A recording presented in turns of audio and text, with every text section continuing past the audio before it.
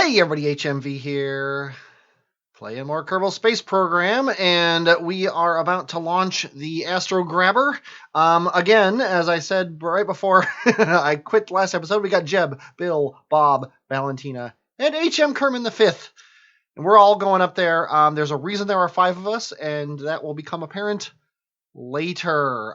One thing I want to check here before we go, because it would really suck to get all the way there. Jeb's going to hop out, and I'm going to make sure he has in his inventory a wrench and a screwdriver. He does. So hop back in, and we are ready to go in 3, 2, 1, launch. And this thing is heavy. We're also going to turn the computer on, because I do not in the least trust the aerodynamics of this thing. That's a pretty strong word there to use for this, is aerodynamics. Without using the word not or none or bad, putting the word aerodynamics in any description of this ship is probably a bad idea. However, I am going to follow roughly the gravity turn that I would normally follow. What I'm going to do here is I'm tilting over to 5 degrees. This feels a lot slower than it is because we're actually pushing the physics engine here. So it's actually not quite as bad as it appears currently. We're going to hold this until we get to 3,000. And then we're going to tilt over to the 80 degrees. Then when this gets to 3,000 here, we're going to tilt to 80. And then I'm going to hold this until we're at 6,000. Normally I would do these 2 at a time, but I'm doing them 3 at a time just so we get a little bit more vertical here. Because this guy's a little bit iffy, let's just say. We want to get him out of the thick lower atmosphere because he has no aerodynamics whatsoever. When we get to 8 here, now we're going to start just following what I normally do. And we're about to lose. I'm going to hit F5 every time we're about to drop something. Ooh, that was cool. And we can hit these engines now. There we go. We are at 12, so we should be tilted over here. Okay, let's hit F5 again because we're about to drop something else. And that's why we hit F5. Okay, we're going to hit F9. Okay, so we're going to hit X, and we're going to hit the space bar, and we're going to just... Oh! Terrible, terrible, terrible. Okay, F9. This worked in testing. There we go. Prograde did it. Okay, we're at 16. We're actually doing pretty well. We're doing quite well here, rising up through the air. The reason there are 4 of us on this ship is because I've got 4 chairs, or there are 5 of us. I got 4 chairs around here, 1 on each tire. And the reason there's 1 on each tire is I expect to lose tires for them to break, need some sort of repairing, etc. while we're flying. And I figure, why not have somebody just available at all times to fix those tires right next to the tire. That's my thinking, and we'll see how that works out. Okay, our thrust to weight could be better than it is, so I'm actually about 10 degrees higher in my aim than I would normally do. I want to keep pushing my apoapsis up, because when we lose these other engines, I think our thrust to weight's going to drop even farther, and I don't want to scrub the launch completely and have to start over after all the rigmarole we went through. We're also about to lose a lot of our thrust, so I'm going to hit F5 again. We're going back to prograde, even though it shouldn't matter at this point.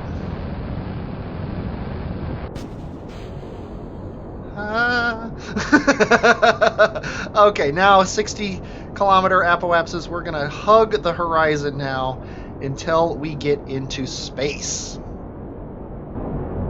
You'll notice this ship has docking ports on it. And I don't know, the astute of you might have noticed that the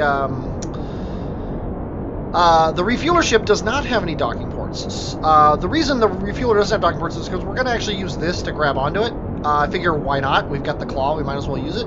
But that brings up the question, why do I have docking ports? Well, I'll tell you why I have docking ports.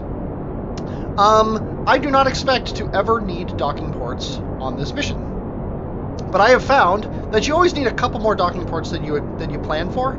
So I figure I don't think I need any, which means I think I need 0, which means I should have 2. So we are going to go to our apoapsis. We're going to add a waypoint, and we are going to just get our periapsis above the atmosphere. There we go. Now I want to aim at this maneuver node. This guy, as much like the other ones, he's got a ton of radioisothermic generators here. He has enough to run all the what you call it things, the reaction wheels on this ship. He also has enough to run the big wheels that are going to keep on turning to get this thing driving around Dres. I'm also excited about this. I have never found a use for the huge wheels until now. So it's kind of cool that I'm actually using these huge wheels that I thought perhaps I would never find a use for in the game. So thank you, Dres and the Dres contest for giving me a reason to use them, because I like using parts. The closest target distance. Let's go as many orbits as we can. 3.8 kilometers. That's pretty darn good. Let's set an alarm up. How far until we get to our apoapsis? 30 minutes. So let's set it 30 minutes ahead of that time. And that's in 5 hours. So I'll be back in, oddly enough, 5 hours. Okay, we are coming around. We are very close to our ship. What I'm going to do is I'm going to use this guy. I've warped to like right here. I'm going to use this guy just to get these guys close to each other. When we get up here, I'm going to basically burn him target retrograde to get these guys so they're going together. Then I'm going to jump to the other ship and actually do the maneuver, the rendezvous, because the other ship being lighter, and I think he might even have a more efficient engine. I kind of went for power on the main ship because, hey, why not? But because he has the more efficient engine, he should actually do most of the encounter because reasons. But I'm doing the acceleration burn with this guy because he's got the really low periapsis, and I don't want to screw that up. Okay, I'm not in any hurry. That's why I'm not doing major thrust here. I just don't want to screw anything up. As soon as we get our target speed down to about 2 or so, then I'll know that we've got a nice orbit here, 84 by 88. That should be fine. Okay, now let's go to the other ship, which I don't think I can switch to. No, I can't. So I got to do it here. Fueler, switch to. Fueler.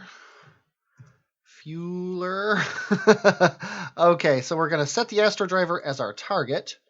And then we are going to aim at our target.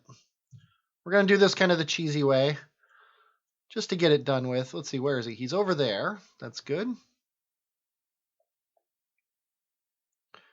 We're just going to go at him at about...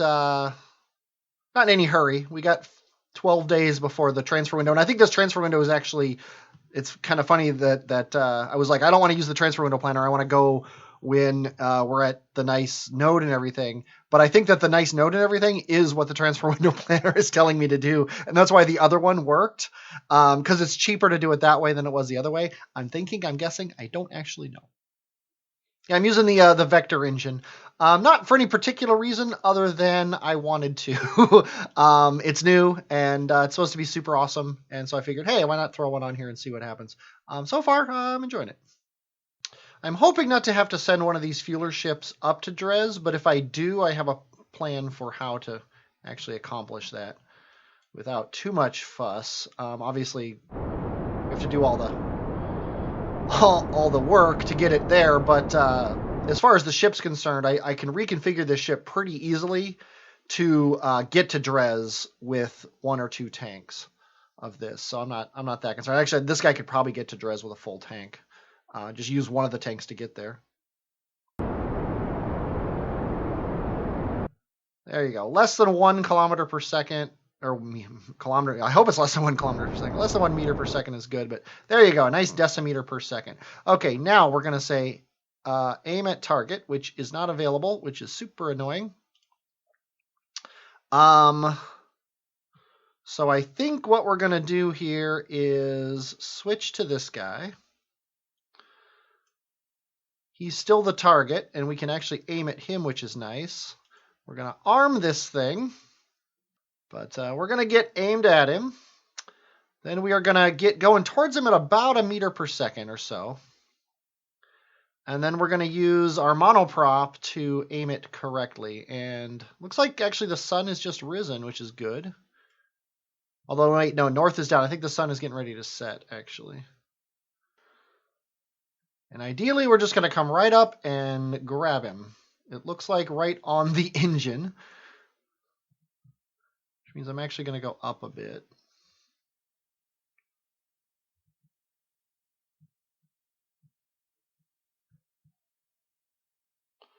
Okay, 1.2. I'm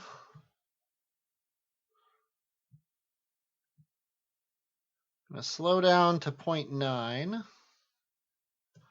because the claw does like to be. And we've grabbed it. Okay, let's turn the computer off and the RCS. Okay, these guys now, we just want them to be pump level 8 and pump on. Pump level 8 and pump on. And he still has fuel, even though this guy is full, which is awesome. That means we can deorbit this guy. Okay. Now we're going to release. Of course, this guy's going to clip through all of our things. Let's go ahead and switch to him. Just going to thrust away here. There we go. Now let's go into orbit mode. We're already retrograde, so we're just going to aim retrograde. Oh, not prograde, retrograde. And then just go back. Oh, we can't even go back to that guy. We were already too far away. That's pretty funny. But yeah, this guy is going to burn down. He's going to crash, so we don't care about him anymore. He has a lot of fuel. I'm surprised. There we go. And we burned prograde. That's hilarious. He's actually leaving. Oh, well. That's cool. He'll be on solar orbit. He's actually halfway to Dres himself. That is hilarious. Okay. Yeah, that's what happens when you have 2 probe cores on something. Let's go ahead and switch to the actual ship that we care about. Okay, we have a full set of everything, which is awesome. We've got $8 grand in the tank, 8.5 almost, 8.25, and we need to actually eject Dres. So I think it's fair to say that in 12 days we're going to have to do this. So I'll see you in 12 days. Okay, 3.5 minutes out. I have discovered 2 things. One, I'm awesome. I nailed a Dres encounter. So obviously this node was right, even though the other one was wrong, and I decided to eschew it, and then I stumbled on it anyway, and then found it. So what are you going to do? Secondly, I suck. And the reason I suck is I had that ship attached to me, and he had monoprop in him, and I totally failed to grab it. So we're stuck with the monoprop we have when it comes time to grab the asteroid. We should be able to do it. It's just we're going to have to be very careful with our fuel. With our monoprop usage in particular, we're going to have to do a lot with the main engines, which I am not a super huge fan of. But we've got 2 minutes here before our maneuver. Let's let the sun set behind the limb of Kerbin there, and then we will burn away. Come burn away, come burn away, come burn away with me. 3, 2, 1, mark.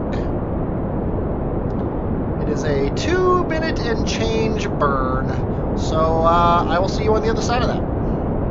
And we're very close now. Ideally, we should be able to just push it forward. Okay, there's our encounter. And come on, show me the money. Bam! Done and done. Okay, let's focus on Dres here. And where's that asteroid we want? Okay, here it is. Let's actually set this as our target. We don't have the new maneuver nodes that they've been showing us. 62 days and 139 days. So he's going around this way, and we're coming in the opposite.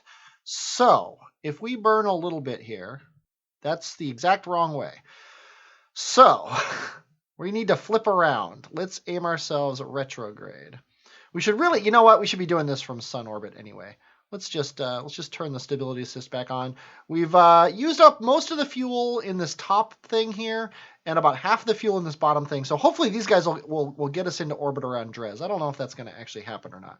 But okay, so what we're going to do here is we are going to, at the halfway point of our transfer to Dres, we're going to plop a maneuver node, and then we're going to play around with it. We're going to say, what if we go retrograde 1? That doesn't do anything. Oh, you know what? That's actually, let's go minus an orbit so it affects where we are, because that always, Kerbal Space Program always puts you on the wrong orbit. Okay, now if we go retrograde, that's pretty much perfect. Let's go one more retrograde. That gets us in the ballpark here. And then if we normal ourselves down to ish, and then retrograde one more, that's too many. What about radial? Radial doesn't work either, so we need to drop it down one and bring ourselves this way. What I'm doing here is I'm just setting up an encounter, ish, with the thing. And obviously, we're not going to be able to do it this precise, but it's nice to know what this precise is. And then we can worry about this later, but it's going to be something along the lines of this, which is going to slow us way down. Okay, so somewhere around 2200.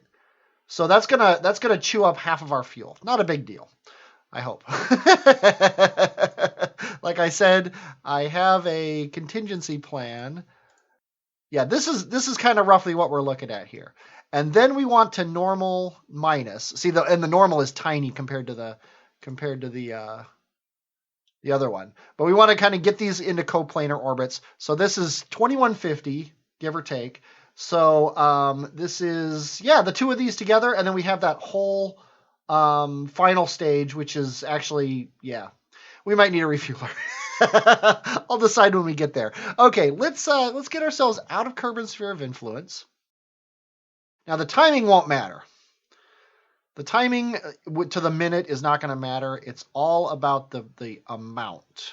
That's the important thing, and the fact that we are aimed directly at this thing. So let's go back into map mode, and we're just going to test the one little engine here to see how quickly. Okay, it's pretty slow.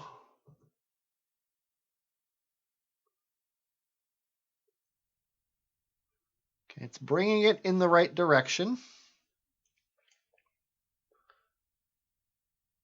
I mean, I've throttled this thing all the way down, and I'm doing it this way. That's how concerned I am with getting this thing as close as possible. Because the more we do here, the less we have to do later. Because this is a tiny little burn, and if we did this in the sphere of influence, it would be hundreds or if not thousands of meters per second to fix. So we're just going to stop right here and then look again. Okay. I think as long as we do that, that is pretty darn good. Right there, yes. Okay, now at this point, we need to delete this maneuver node. Now here, we're going to add a maneuver a year from now, and we said it was like negative 2000. And we need to go more. So let's go negative another 100, and another 100 is too much. Yeah, it actually flipped it around. So we need to do something like this, 2150, and then just a couple in the normal direction. Oh, that freaking double click thing. I need to turn that off. Somebody tell me how to turn that off. I saw people complaining about it in the forums and then people telling them how to turn it off. 0.8, if we go this, it's 1.6. So that's too many's. Actually, it might be too many to do that. 2.1, no. So it's somewhere around here, and that's fine. We can worry about that later. The important thing is we're getting it roughly coplanar with the asteroid, and then we can worry about that much when the time comes. 2150. Yeah, we're going to be in trouble, actually. I feel like just launching another refueler right now. Because, actually, this guy's going to have trouble. This guy's going to have trouble. That surprises me. It's telling me this stage here only has 391. That can't be right. Let's go on faith, and by faith I mean F5. And let's head to Dres. I just noticed while I'm time warping to Dres here, Kerbal Engineer has changed its mind. It says we now have 888 in this one and 1647 in this one, which means we're going to have the tanks left over when we capture the asteroid. So I think we're still going to be fine. We still might need a refueler, but as long as we have that central stack, the refueler can fill that central stack up, and that central stack can get the asteroid down. I know because of reasons. But here we go. Sphere of Influence. Influence me, Dres. Influence me spherically. Okay, we're in Dres' Sphere of Influence. Yay. Okay, we're going to come down a little bit. Now we're going to aim at the maneuver node. Actually, one thing, I changed the thrust limiting on these guys. Maybe it's because these guys were off, so it thought I was going to be running just this engine until their fuel was out, but I don't see how that would affect the amount of delta V we had, because they're the same engines, so I don't know. It's space. What are you going to do? 3, 2, 1, mark. Are you getting excited? I'm getting excited for next episode, because as soon as we get into orbit, I think I'm going to quit. Okay, 3, 2, 1, mark.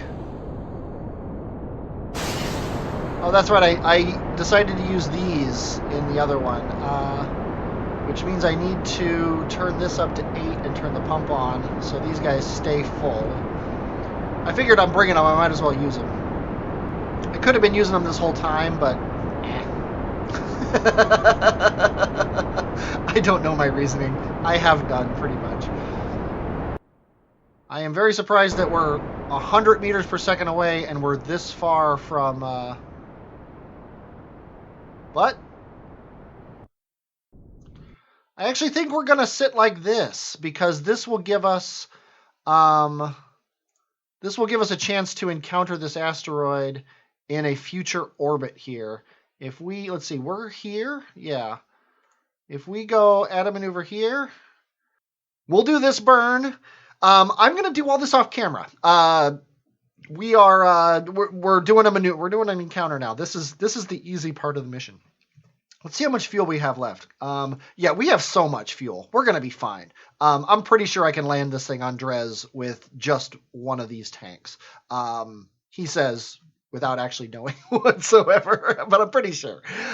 So we are good to go. We are gonna, I'm gonna do all this off camera. When we come back, I'm gonna be approaching the asteroid. Next episode, I'm gonna be approaching the asteroid. We're gonna glom onto it. We're gonna land it, and then I'm gonna start driving, which could be boring, and I might not even do it. Who knows? But hope you enjoyed watching this. I definitely enjoyed playing it. I'm HMV, and I will, as always, talk at you later.